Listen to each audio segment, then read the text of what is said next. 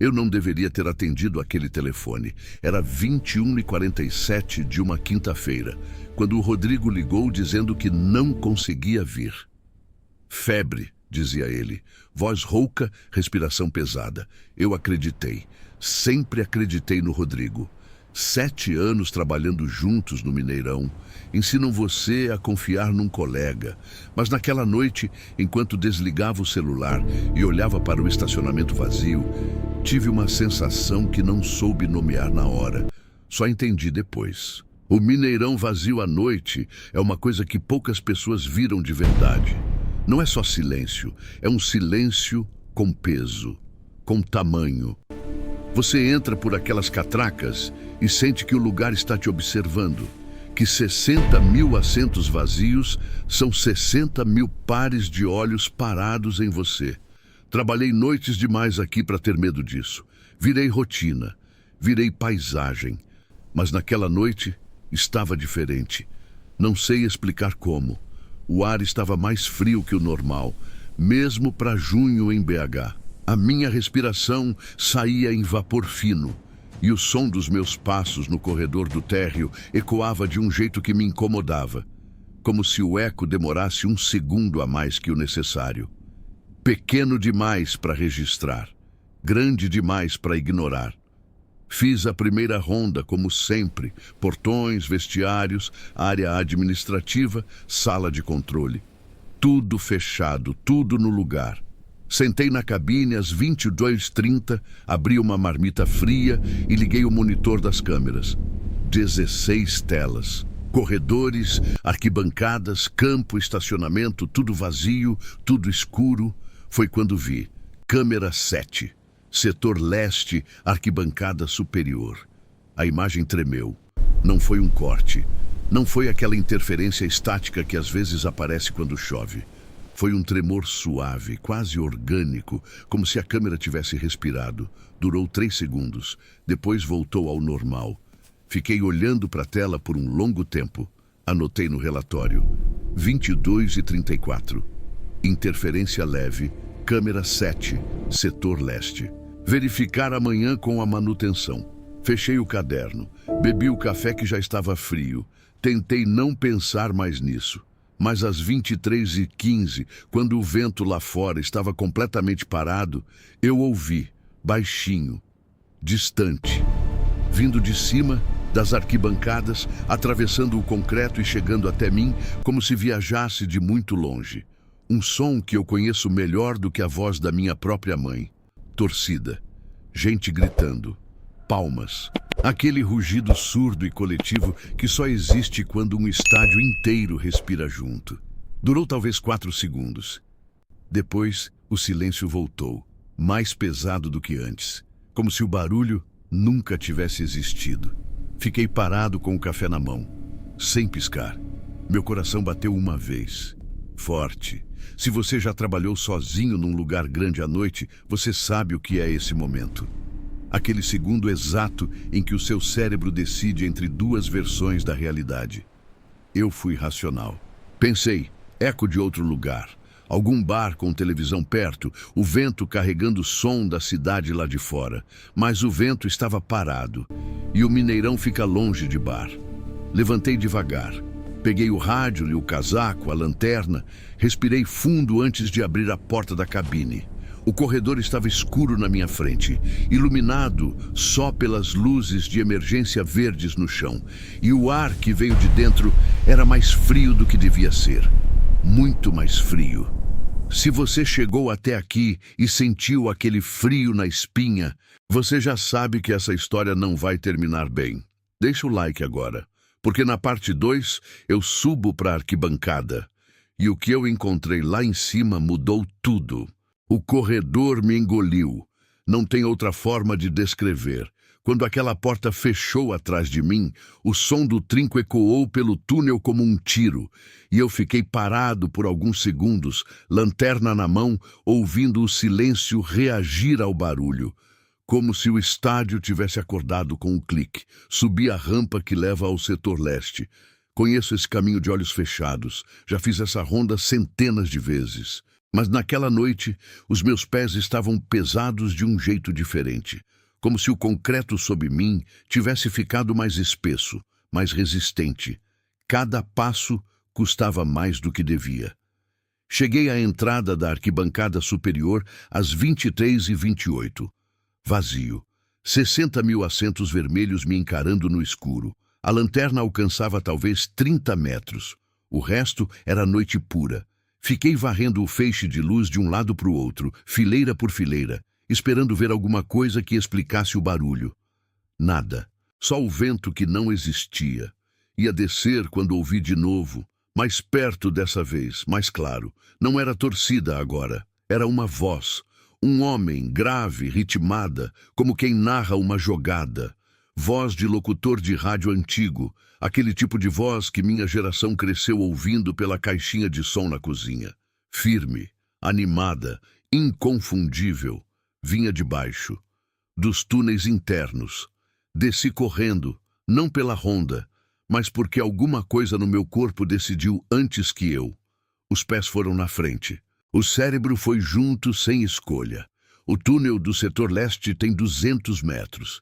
Iluminação de emergência, paredes de concreto bruto, portas de ferro de cada lado, sala de material, vestiário reserva, depósito, tudo trancado, tudo selado há semanas. Fui abrindo cada porta com a chave mestra, batendo o feixe da lanterna lá dentro. Vazio, vazio, vazio. Mas o cheiro mudou. No meio do corredor, entre a terceira e a quarta porta, o ar ficou diferente. Pesado, úmido, com um fundo adocicado e químico que eu reconheci na hora, mas demorei um segundo para aceitar. Fumaça de sinalizador. Aquele cheiro laranja e denso que impregna roupa, cabelo, memória. Cheiro de jogo importante. Cheiro de clássico. Eu cresci nesse cheiro nas arquibancadas do Mineirão, quando meu pai me levava aos domingos. Mas não havia nenhum sinalizador. Não havia nenhum jogo. Não havia ninguém. Avancei mais 10 metros e parei. No chão, encostado na parede, havia um copo plástico, daqueles copos descartáveis que os ambulantes vendem com cerveja dentro. Amassado, como se alguém tivesse apertado com a mão depois de tomar o último gole. Eu me abaixei, bati a lanterna nele. Havia resíduo no fundo, úmido, fresco. Levantei devagar e olhei para os dois lados do corredor. Ninguém. Continuei andando. E foi então que vi a bandeira. Pendurada numa das grades de ventilação no alto da parede, dobrada de qualquer jeito, como se alguém tivesse jogado de longe. Uma bandeira do Atlético Mineiro. Preta e branca, desbotada, com um rasgo na diagonal que parecia velho. Não estava lá na semana passada. Eu teria visto. Esse corredor faz parte da minha ronda semanal. Fiquei olhando para ela por um longo tempo. A voz do locutor tinha parado.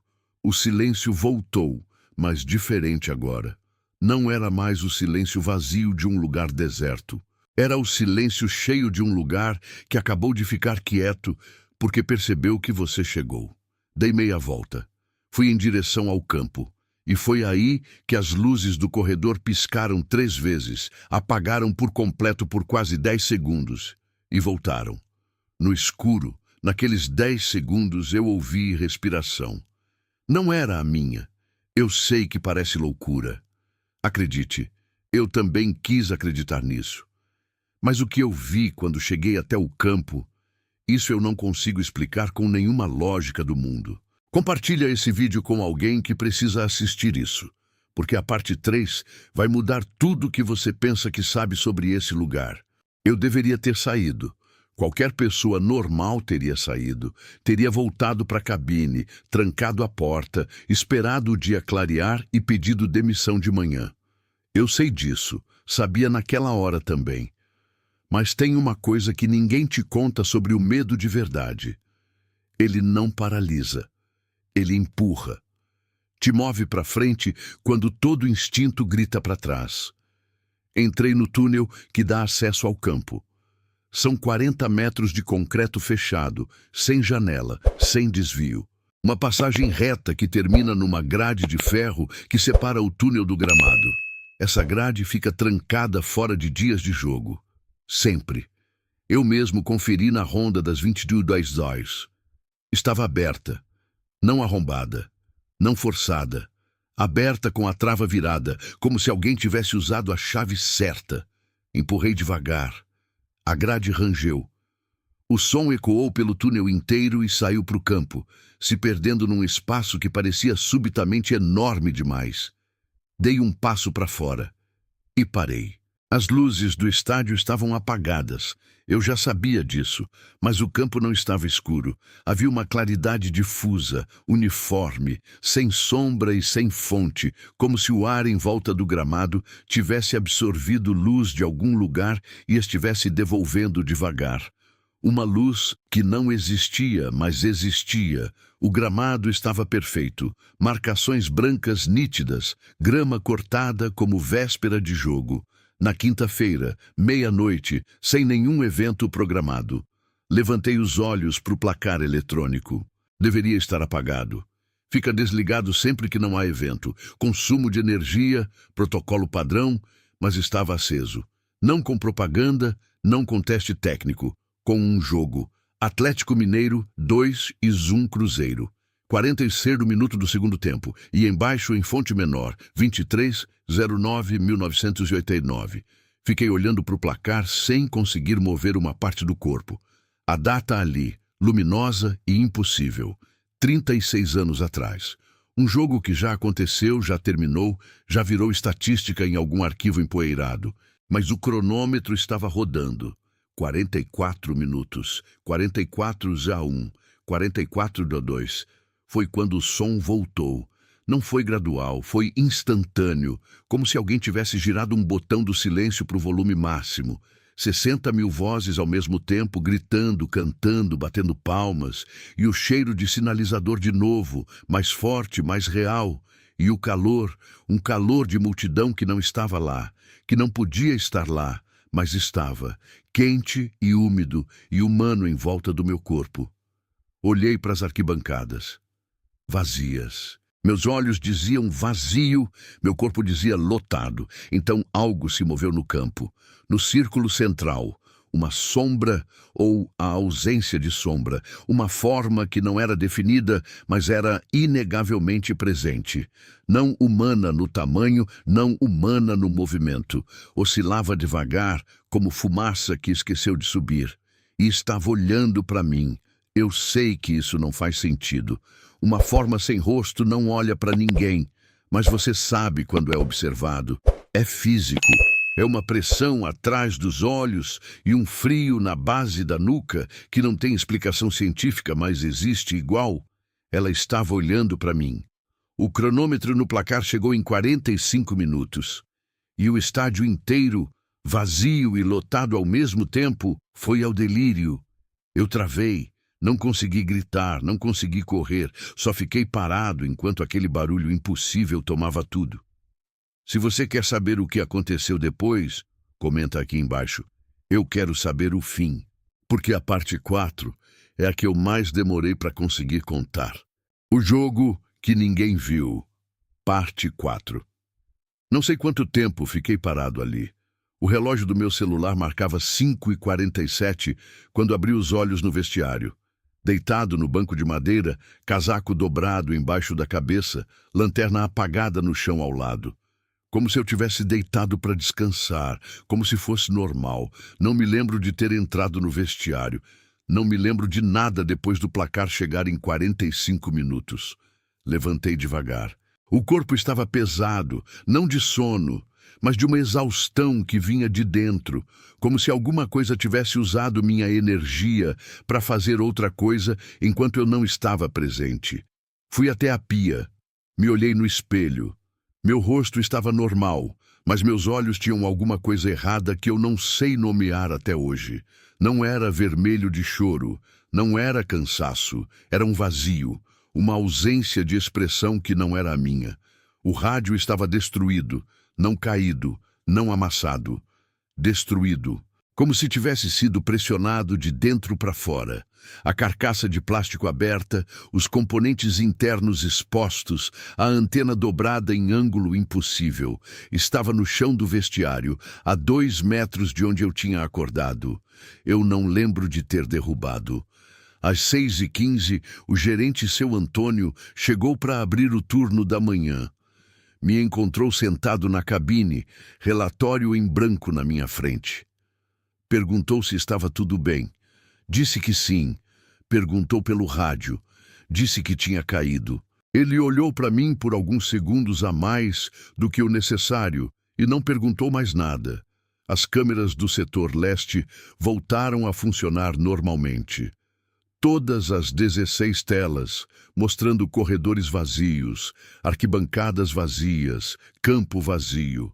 Sem registro de movimento em nenhum momento da madrugada. O sistema de câmeras indicava funcionamento contínuo, sem interrupção, sem falha, como se a interferência da câmera 7 nunca tivesse acontecido. Fui embora sem falar nada. Só fui entender o tamanho do que tinha vivido 3 dias depois, quando o seu Antônio me ligou com a voz diferente. Disse que tinha encontrado alguma coisa durante a limpeza de rotina. Perguntou se eu podia ir até lá. Fui. Ele me levou até a sala de arquivo, no subsolo administrativo. Uma sala que fica trancada, que quase ninguém acessa, que guarda documentos antigos da gestão do estádio, décadas de relatórios, listas de presença, contratos de serviço.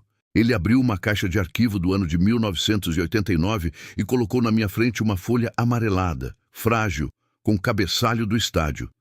Lista de presença do turno de segurança.